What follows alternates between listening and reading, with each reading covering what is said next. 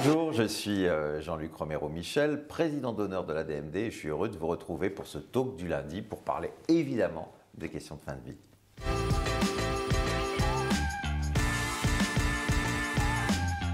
Alors, évidemment, se termine cette belle mobilisation sur les marchés. Merci à tous les délégués qui, dans toute la France, se sont énormément mobilisés pour aller à votre rencontre, pour vous parler de la fin de vie, puis bien sûr aller à la rencontre des candidats, les représentants des candidats aux présidentielles, les candidats aux élections législatives. Nous étions partout. J'ai une petite pensée évidemment pour mon 12e arrondissement et je remercie notamment Florence et Benjamin qui y étaient encore dimanche. J'ai une pensée pour Déborah à Toulouse puisqu'on s'est rencontrés sur un marché à Toulouse.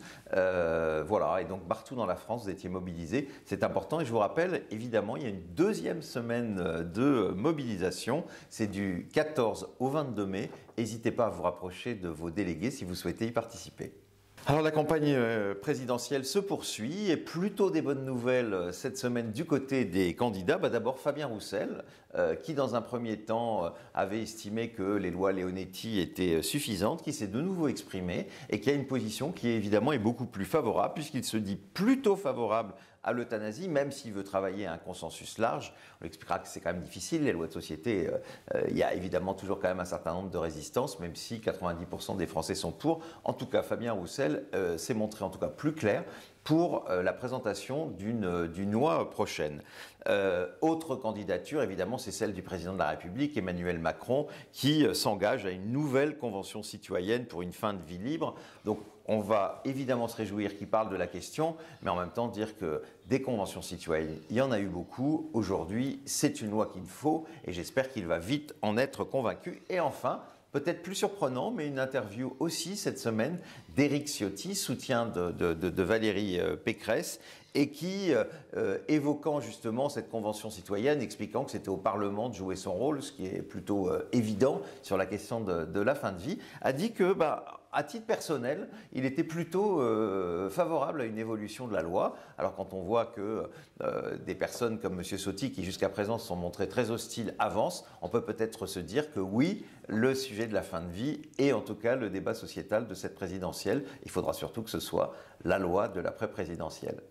Alors, un remerciement tout particulier, évidemment, à Adeline, que vous avez déjà d'ailleurs rencontré dans ce talk du lundi, qui a fait un très beau témoignage sur l'accompagnement de son beau-père en Belgique, atteint de la maladie de Charcot, et qui donc a pu mourir comme il le souhaitait. Merci à elle pour ce beau témoignage, et nous rappeler encore aujourd'hui que si on veut partir comme on le souhaite, il faut malheureusement fuir à l'étranger. Tout le monde n'en a pas la possibilité et tout le monde n'a pas une belle-fille aussi compatissante et bienveillante que Adeline.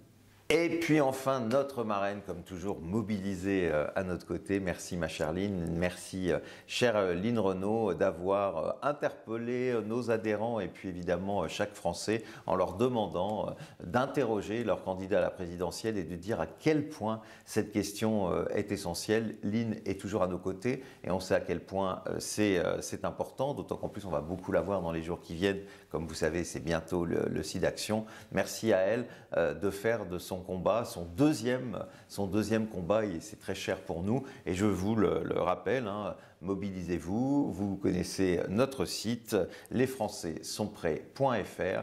Et chaque fois que vous rencontrez un candidat, bien sûr on est dans la présidentielle aujourd'hui, mais vous rencontrez aussi les candidats aux législatives, il faut leur parler de notre question. Mais je sais que vous le faites et que vous allez continuer à le faire.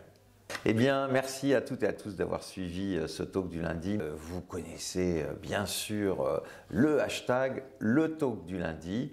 Et puis, on se retrouve dans 15 jours. La semaine prochaine, vous aurez la chance de retrouver notre président, Jonathan Denis. Je vous souhaite à toutes et à tous une belle semaine. N'oubliez pas, beaucoup de cas de Covid en ce moment.